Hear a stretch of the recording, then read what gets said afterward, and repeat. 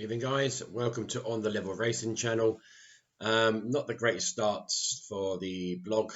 I think we took like a £10 loss on the day, which is not too bad considering, but I'd have preferred at least a good profit going into the second day.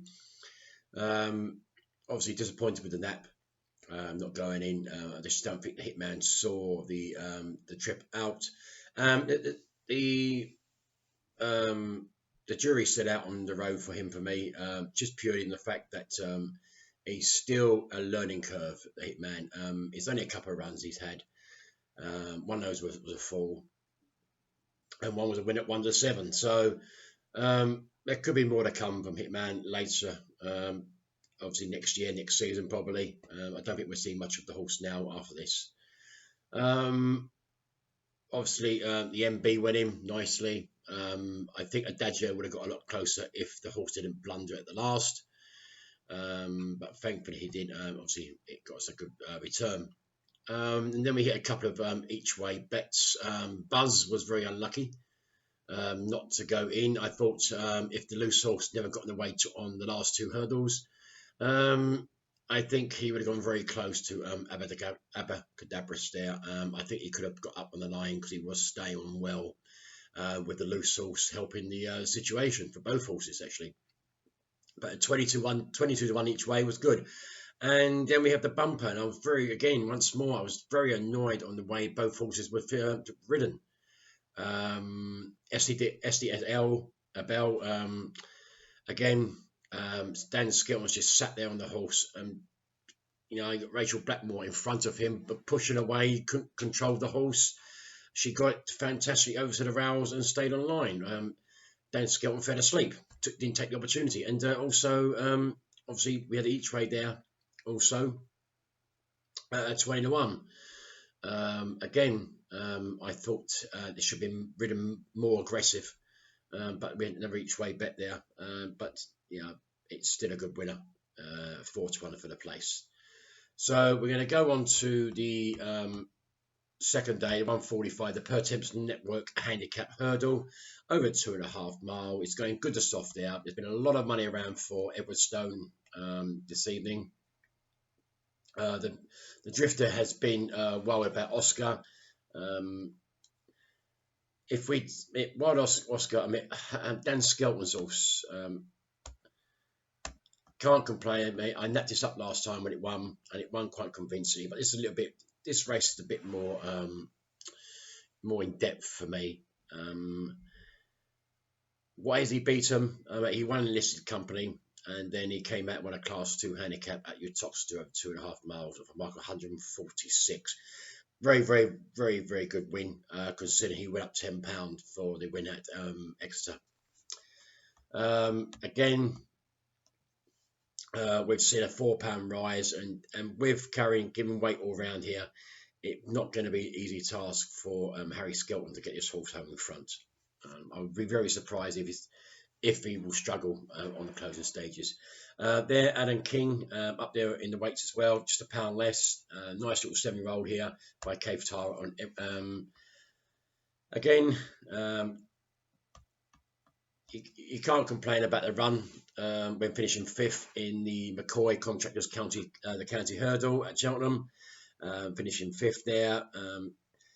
Stayed on well from the last fence there and wasn't able to challenge, going down by a very, very diminishing margin of around 3.5 lengths. So that was of a mark 148. So you would have to be respected for me. Looking at the first two past the post, Belfast Banter, Petit Mouchoir, Milkwood. He's at 140, 155. Petit Mouchoir has been around for a while, around the block as a 10-year-old. It was Stone still learning the game, really. He's only a 7-year-old. This is a step up and trip here again. He's obviously doing a very bold bid here and moving him up to 2.5 miles. If he stays, I can't see reason why he won't run a big race here, and I can see why the money's come for him. One I did like at a price here, a bit down the market, is Pressure Luck of Chris Gordon's. Now, looking at the write-ups here, won at Utoxeter last year over 2 miles, and then came out, and I think you can forget completely these bumper meetings on the all weather. I mean, I just don't know why they have them. Honestly, I think they're a complete waste of fucking time. To be blunt. Came out of Kempton over 2 mile 5. Got brought down when travelling up ominously well, and I actually do think that Kempton run he would have won. He looked like the winner coming into the 2 out, and just got brought down. And then I think the form line through at Newbury when coming out them being beaten by a good ball of Paul Nichols.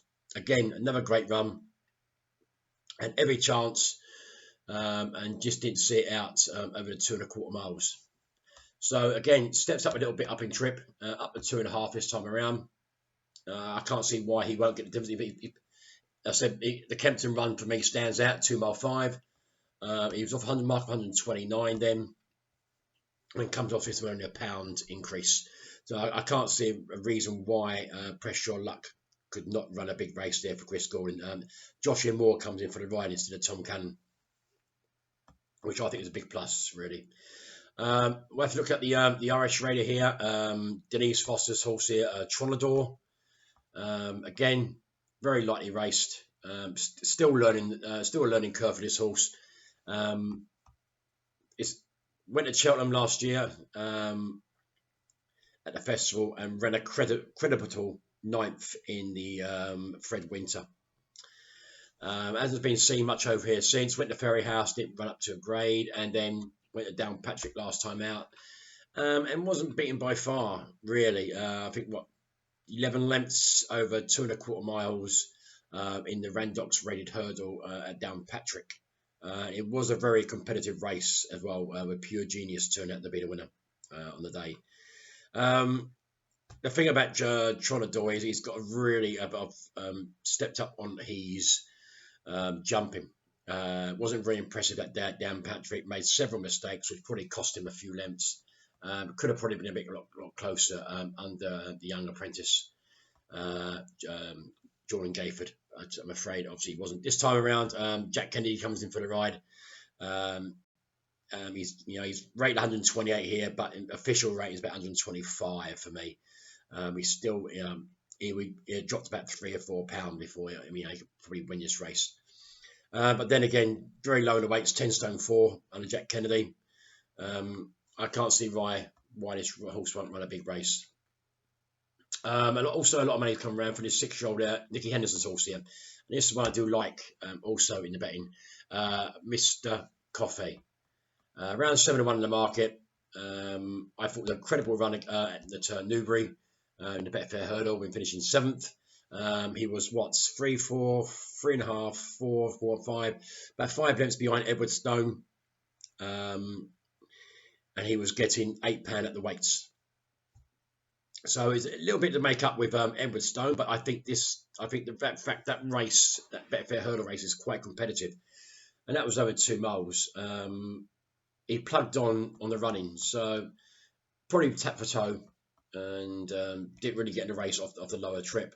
Prior to that, he went to Sandown, finished a credible 3rd, and he's winning over 2 miles on the soft rounds at Sandown back in November last year. I said he's not a really horse that been knocked around. Tried obviously grade 3 company already, ran a credible 7 at Newbury. I can't see one meter. That's 138. Comes into this of 137. He's a very dangerous horse, I think, for Nicky Henderson, and I think he could run very, very well here. So overall, for me, I think the 2 against the field here would have to be Edward Stone and probably Mr. Kofi. I won't put you off having a little bet on Press Your Luck. The horse seemed to come back to some kind of form last time out, despite in a good second. But I think at the top of the market here, Mr. Kofi and Edward Stone will probably be my bets in the race. I'll give you my point system when we actually get there at the end of the podcast. We'll move on swiftly to the 220. Which is the Betway Top Novices Hurdle. 10 go to post here. I'm I'm quite surprised. Third Pipes horse here, third time lucky. Sorry, Skelton's horse. Sorry, I do apologize. Skelton's horse, third time lucky. It's so short in the market. I mean, I haven't been really taken with the horse. Yeah, fair enough. I mean, a great run in the bumper last year at Cheltenham, and one at Kempton, Class 2, but hasn't really, for me, done anything since. 6 in the county hurdle last time out. Really, he was there. He was there. I mean, I've come over the last fence. He was there, but obviously, to be passed by 5 horses on the running up that hill, that would concern me. That even though he gets his head in front, he does idle very, very badly. And there's not much between him and Edward Stone from this race, from the next race, the first race. So, I mean, there's a form line. If Edward Stone runs well in the first race, third time lucky, could obviously give some boost for the each way bets from that county hurdle race. The likely favourite is going to be Nicky Henderson's horse here. Is Dusart, very unexposed, just a 1 run, which came as a win at Newbury in a novice race, beating Soaring Glory by 2.5 lengths. And as we know, that is very, very credible to form. Consider Soaring Glory went on to land a very nice race, the Betfair Hurdle, and wasn't disgraced in the Supreme when he finished in 4th behind Appreciate It. I mean, Appreciate It was just pure class. So yeah, and Dusart. I mean, the fact that that form line for Soaring Glory, I think Dusart is still on a learning curve. I don't think there'll be any problems him stepping up the extra half a furlong. Very nice horse here. I mean, quite a few of these are well exposed. Obviously, we've got the county hurdle winner in here, Belford Banter. But a horse that doesn't tend to win back-to-back races in his career. Like I said, he won last year in October at Galway, and he came out at Cheltenham, and I think he surprised everyone at 33 to 1 when he won for 129, £8 higher than his last win. But so yeah, I think, and also the form through bareback and Jack in Musselburgh. I'm very surprised to see Belfast Banter win this race, go back to back of the wins. Very disappointed with Paul Nicholls' horse here. Obviously, Paul Nicholls was having serious winners today. At all round the cards, all over the country. Third to Adagio at Chepstow in the Juvenile Hurdle Grade 1 at Chepstow back in January, and then came out at Cheltenham and could only manage 4th in the Fred Winter. And I was very, very disappointed because I thought he travelled ominously well, but that form is strong. Consider Jeff Kidder came out in Ireland recently and beat a very good horse called Teapu of Willie Mullins, landing the Grade 2 Glenville Studs Juvenile Hurdle over there. So that is pretty good form. I mean, you can't obviously chuck out Hoogrist too easily. And the fact that, again, that obviously Paul Nicholls sent him to Cheltenham. I think this is probably not the right place for him on a flat track, but he will like the ground a bit more better. And carrying 10 stones was 12. He gets the age allowance away from his adversaries here, being only a 4-year-old. Look at this race. I mean, the last 2 years we won by a 6-year-old. We haven't seen a 4-year-old win this race since 2008. So we're looking like 13 years since we've seen a young 4-year-old win this. Yeah, 6-year-olds have quite a commanding respect in this race. And looking at it here, I mean, I think Dusart's got a lot going for the horse. Nicky Henderson's is very, very lightly raced. It's quite a few of these are exposed. Like it's a Belfast Banter. Like I said, Belfast Banter will not run the same race. I'll be very surprised if he does. If he comes out tomorrow and wins, I'll be shocked. Third time lucky. I think this horse is in with the handicapper's grasp at 144. Even though he took the race up by the balls at Cheltenham, looked like he was going to go away and win. But for me, he just didn't get up the hill. He looked pretty one pace as well, having 5 horses go past him quite comfortably as well. I think he was there just on sufferance until he just didn't get home. Hugris, now Hugris is going to be getting a good weight allowance here for a good £6 over Dusart. If Paul Nicholls' horse can take that into effect, considering should be really running well, but Dusart's a very nice novice horse, and I just think he could be a little bit special. Nick Henderson had a good run in this race. He's won the race 4 or 5 times. So, I mean, I would have to go for Dusart. I mean, I think Dusart's probably going to be a good bet here for a nap, I think. So I'll give you my point stats at the end of the podcast. But I think Dusart will probably be a nap here. Hopefully Aintree in the 220. On to the 250. The Betway Mould May Novices Chase. Only 8 go to post. Over an extended 3 miles. 3 miles won. We had Nicky Henderson also here. Chantry House. He comes into this from Cheltenham. After winning quite nicely in the Marshes. How strong is the form? I mean, Fuser Raffles didn't do the form any good really today, to be fair. Asteroni Falongi hasn't done the form also anything after being thrashed in Ireland recently. So, I mean, I think we probably could say that Chantry House won the race purely on the fact that, I mean, Envoy Adam would have probably won it. Fell, and the race was given to Chantry House really. I mean, I might find it probably been a bit cruel, not giving Chantry House the respect it deserves. But I still think he just won it on sufferance, just purely he outstayed the second, and I think Envoy Adam would have won if he stayed up. On to the rest of the race here. I mean, I just can't have anything that Colin Tizard, bless him, sends out. I mean, he proved it today. I mean, he's got a big breakaway here. Very frustrating horse to back for me. Seems to run better I mean, he's better going. He goes left-handed well. There's no complaints about that.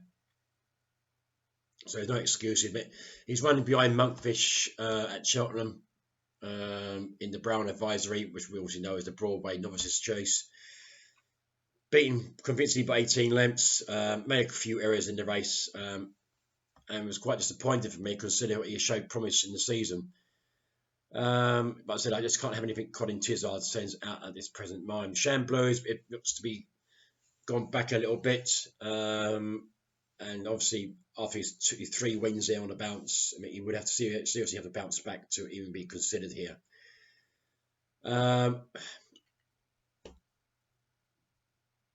You've got Empire still here of Sandy Thompson's horse in the markets.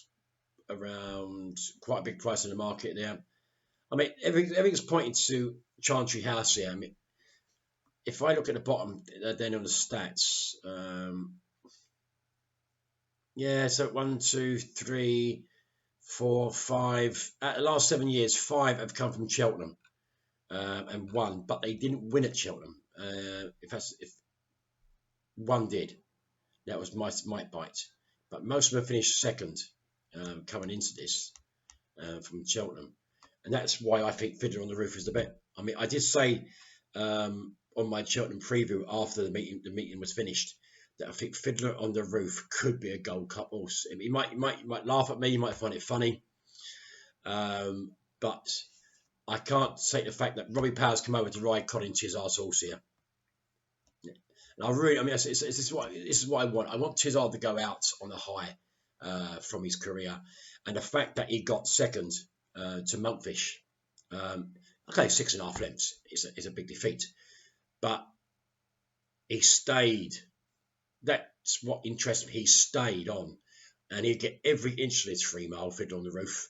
Robbie Power comes to the ride again. Obviously, Robbie took the plunge and came over from Ireland, thinking that he's a good bet. And I think Fiddler on the Roof will run it exceptionally well. I mean, Sporting John fell in the Brown Advisory, but he wasn't really going anywhere. And he was, for me, he was beaten a long way out. The first mile he was struggling. So at the two stayers in the race here, for me, I think it's between Chantry House and Fiddler on the Roof. I think Fiddler on the Roof could have Chantry's House measure here. I really, I mean, I'm willing to put this as up in MB, next best bet today. I just think he can run well in 6-1 with 7-4, 30-8 Chantry House. I mean, he's a bet to nothing really. We've got eight in a race, so he's definitely an each way bet here, and he'll be an each way nab, to be honest, yeah. Up to two, we got the 325. It's the Marsh Chase. 8 again go to post. And look at this race here. It's probably the most wide open race of the whole 3 days, to be fair. I couldn't take anything on trust. I mean, the fact that Jeremy Scott's horse here, as he's kept his horse back, Jeremy Scott. If you wonder what the horse is, sorry, it's Dashel Drasher. Now, he's picked up 3 good wins this year of 143, got penalised £9, and then went out and won again, and won well, beating Benny's King. And then came out of a £6 penalty, won again. But these are all at Ascot. And obviously we do say, his Ascot form is just phenomenal. But it's his first chance at Aintree, and I can't see a reason why he won't run well. It's a flat track. And I think he adapted very well, Jeremy Scott's horse here. I mean, off 11 stone 7, was only an 8-year-old, still improving, I think, Dashel Drasher. And I think he could very, very much be in the mix here. As the age trend goes for this race, 8-year-olds haven't done too bad over the years. 7-year-olds ain't done too bad either. So look at this. We could probably take Politolog out of this. Nutswell. You could throw out Master Tommy Tucker. The one that could probably give him a lot of problems here could be, you never know with Paul Nicholls. I mean, he's got Duke Des Ginevarez. Again, didn't run well that great at Cheltenham, finishing 7th. Fakir de Ruiz, Joseph O'Brien's horse, finished 2nd. Also at Cheltenham. In the Ryanair, behind Allahome. Allah was very impressive. Beaten 12 lengths. And he was the only, I mean, Kalashnikov hasn't run well since. Nor has Fenian de Estroval. So I think it's just a little bit dubious on the form. I think Dashel Drasher is very cleverly coming into this of 162, highest rated horse in the field with Notebook and Fakir de Ruiz, and I just think Dashel Drasher is a little bit less exposed than him too. So yeah, that would probably be my bet, Dashel Drasher in this race. I think it's very, very nice bet, 11-2. On to the 405, which is the Randox Topham Handicap Chase. 28 go to field over the handicap. It's going to go mad here. The Topham Chase. Where do you start here? I mean, if we go down to previous winnings here, I mean, Colin Tizard's got a great record on this one. Maybe that's where he's going. Maybe Colin Tizard's got one in here. I haven't looked yet. Nick Henderson's done well, and Peter Bowie's done well. Money's won it last year with Caddyman 8-1. So this is where we're going to go here, roughly. So if we look at over this race here, we look at what the Irish have bring it over here. So let's have a look. So as I said, we'll have a look here at the Irish Raiders here first. So Willie Mullins again shrewdly sends over one here in Live, Love, Laugh. Patrick comes over for the ride. Last seen at Leopardstown when taking on the Grey B race and just beaten by neck by Michushka over at Leopardstown over 2 mile 5, which is this trip. Off a mark of 137. Carried a very low weight that day, 10 stone 11. will have to come to this off 11 stone. So he's not really carrying much more weight. I think he's well respected now, getting the tongue tie on. Off 145, but originally he's rated about 140 for this. And I just think he could be very well handicapped still for Mullins, and he could take this race back to back. We have to have a look around, obviously, Paul Nicholls, where the yard at the moment is being handled. Modus here, young John O'Neill comes in for the ride here. Again, another horse that bypassed Cheltenham and comes straight here from Aintree when finishing 5th last time at the December meeting in the Sefton handicap chase. We're finishing 3rd, 6 1/4 lengths by Bow Bay, off a mark of 150. And it was staying on very well here. Flying Angel has come out again and run very well. Sameta Girl was quite disappointing today in that form line. But at least he was a good half length in front of Flying Angel. The soft ground might have gone against him. So if this is a little bit quicker ground, I can't see why Modus couldn't run a very big race here for Paul Nicholls. Looking further down here, I've got my old horse here. Right. It's nice to see Peter Farhays send the horse over from Ireland. That's Dunvegan. Obviously, last seen at Gowan Park in a Grade B event over 2 1/4 mile on heavy ground. I don't know how they're going to run this horse again. I mean, he's beaten 20 lengths here. He's run over 2 mile 5 again. We know he doesn't. I mean, for me, he doesn't get 2 mile 5. Purely that when he went to Cheltenham 2 years ago, like I said, he pulled up in the Ballymore over 2 mile 5. So I'm quite surprised they're even trying to diss trip again at 2 mile 5. I thought he's more like a 2 mile 2 1/4 horse. But he will take his chance. He's 142 rated. For me, I thought the horse. I mean, they've got him at probably about 138, but I probably have him at about 134, 135. I mean, it would take some big run from Dunvegan to win this. He's now at the age of 8. He's getting, he's not. It's very lightly raced by Peter Fye, but obviously I got rid of the horse last year.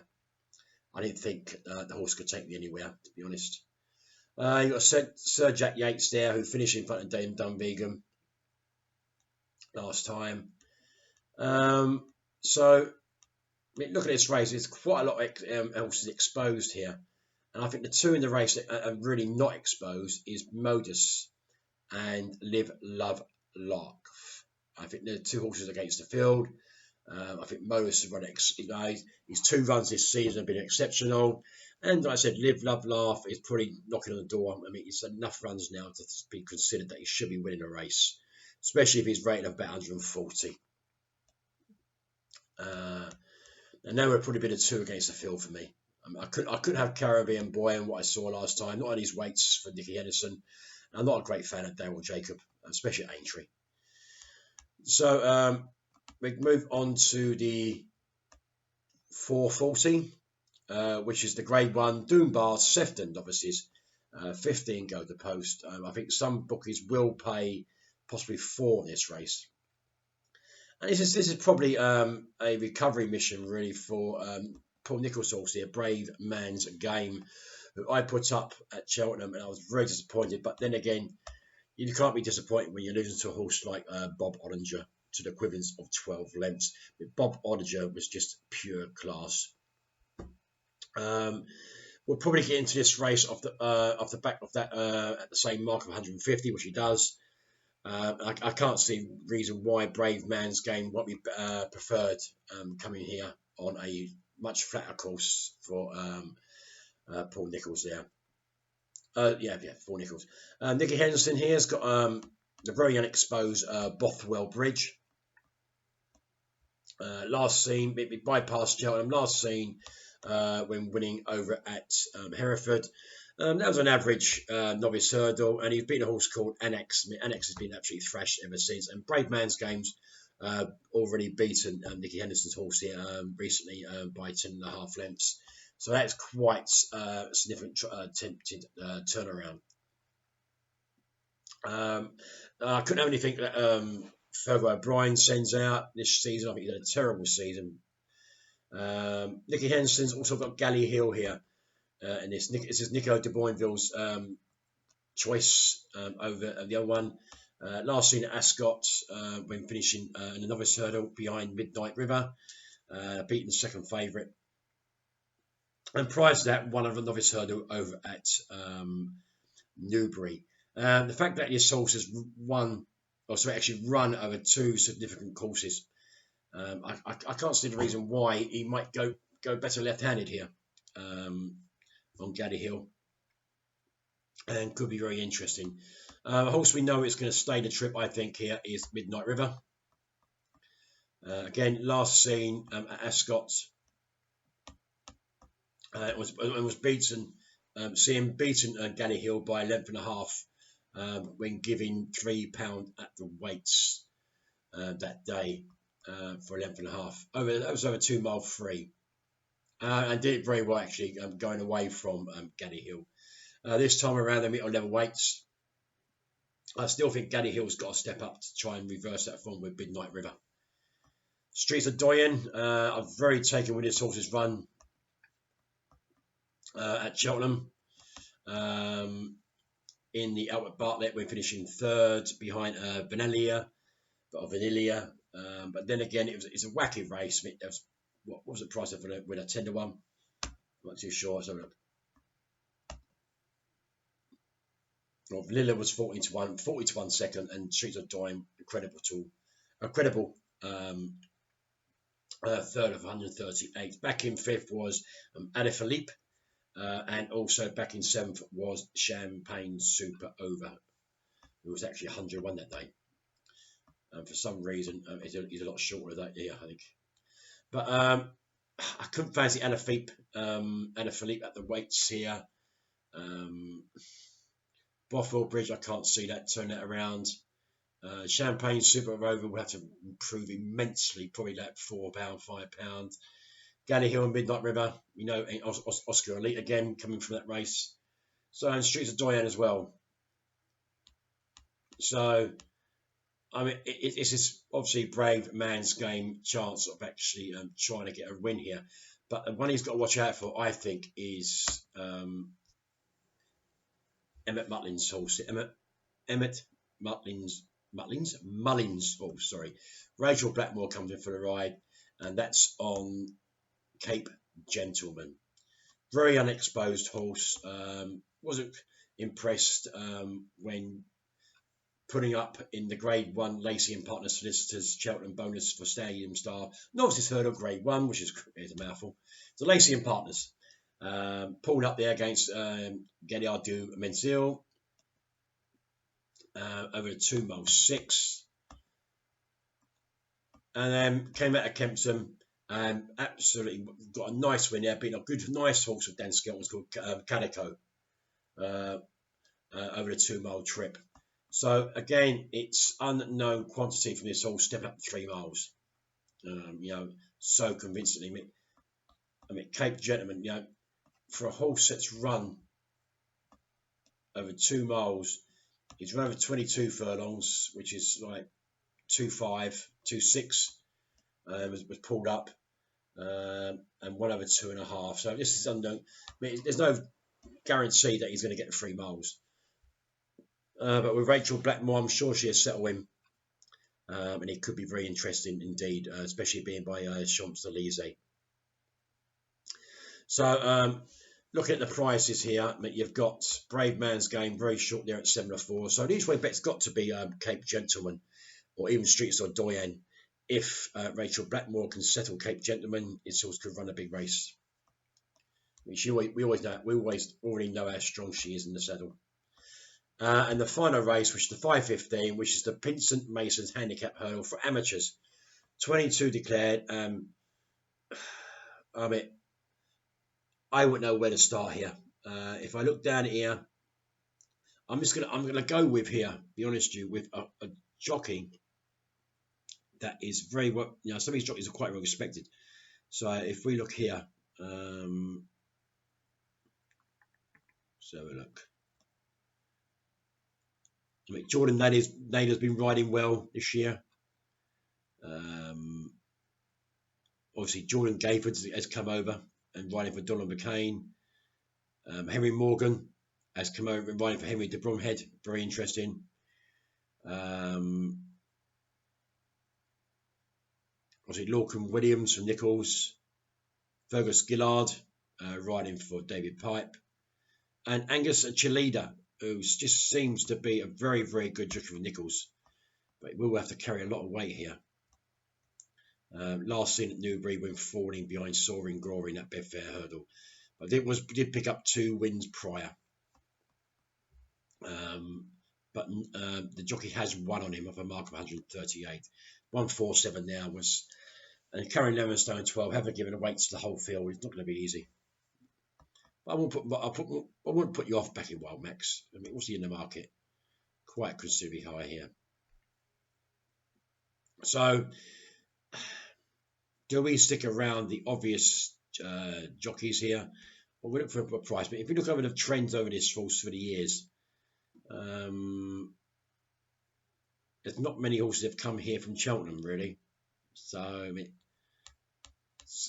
quite a few horses have bypassed. Not really good form coming into the race either. So you could probably nick a each way place here. And I'm gonna have a little touch here. I mean Philip Hobbs. It's JP McManus's horse here. I want to see if money comes for this on this Camprond. French bred, one really nice at Taunton. I was quite impressed with the length and a half. It's going away, 124 mark. Richard Johnson rode the horse on his maiden at Taunton. Still learning curve for the horse, but I mean that was 124, 130. I mean, what did he beat? Let's have a look. So it was a maiden race, but quite a few novices in the race. One of 124, so he was an experienced horse in the race. Won by a length and a half, not fluent, better jump last, run well on the flat, which is what you want really. That was on good ground, which is even better. You're acting a fast ground for sure. And Ben Jones comes in with a £3 claim, and he's about 8 to 1, which is probably a good each way bet for me in this race. So I'm going to quickly fire back over what my selection is going to be for the meeting. No, probably most of you would have probably skipped all this bullshit and probably come straight to the end and got the selections, which really for me wasted my fucking time doing this. But it is what it is. If you can't be bothered listening to the podcast, you might, if you listen to it, you might actually learn something instead of just pick the selections. But it's obviously the first race, 145 at Aintree. Sorry, so you make mistakes now.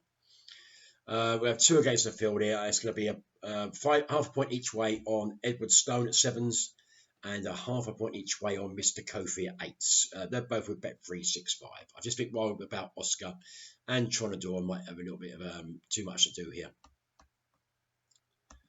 In a 220, I'm going to nap this horse here, Dusart. Very unexposed against horses that have already run against Cheltenham and been beaten. Dusart comes in, it's very unexposed. I mean, 2-point win at 2 to 1 on Dusart, Nicky Anderson's horse. Very unexposed indeed. Could be taking all the beats in this race. 250. I think it's again against the top 2 in the market. Chantry House, won well at Cheltenham. Depends how much that's taken out of him. He's up the mark of 159 now. But I think the unexposed horse in the race is Fiddler on the Roof. He's got a string of seconds to his name, but this horse has run up against some significant horses, and I think you could see this horse in the Gold Cup next year at Cheltenham. So yeah, I think at 6 to 1, he's a cracking bet each way. So half point each way at 6 to 1 on Fiddler on the Roof in the 250. In the 325 is the Marsh Chase, which is obviously we know is the Melling. Let's get this up here. And I'm going to go for the top weight here. Top weight, but I'm going to go top of the rate here. Dashel Drasher. The thing is that he's rated 162 along with Notebook and Politolog was rated 168, top rated there. I just think he could probably beat this lot. Say he's missed a lot of races, coming in very fresh, as is Itchy Feet. I just think probably a horse could probably run a big race in. I think you're going to get 11-2 with most firms, so half a point each way, 11-2 on Dash or Drasher in the 325. On to the 405 here. Stick a pin in, really. But I'm going to go for Willie Mullins, hopefully to get back-to-back wins in this race from last year. That's Live, Love, Laugh. Half a point each way, 7-1 with Bet365 generally. If I was going to pick anything else in the race, I mean, really, no, I'll just leave it at that. Yeah, so it'll be half a point each way and Live, Love, Laugh, Willie Mullins. Oh, and just watch out what sort of kind of price of Modus. So look, and it's Visio Man as well. Visio Man could be a big price here as well. Where's Visio Man? Yeah, Henry de Bromhead saw Visio Man. That's Rachel Blackmore's ride. Also, but I'll just have one bet there. See, half point each way on Live, Love, Laugh in the 405. On to the 440. 15 runners here. Some firms will pay first four past the post. And I like to be in Cape Gentleman's ground here. 11-2. I think it's value against the favourite at 7-4. Even though I think Brave Man's Game will prefer the flat ground. But with Cape Gentleman, very unexposed horse. Emmett Mullins, Rachel Blackmore comes to the ride. I think half a point each way, 11-2 with Bet365 is a probably good bet. And on to the 5:15, the finale on the second day, which is the Masons Handicap Hurdle. Again, a big field indeed. And I'm going to have half a point each way on Camprond. That is Camprond, half a point each way, 8-1. Philip Hopsall here, Ben Johns takes a ride, very unexposed type. So that's the selections for the second day. And as I promised you again, that Tony Hawes was going to give me some dogs at the end of these podcasts. So again, Tony has put one up forward for tomorrow.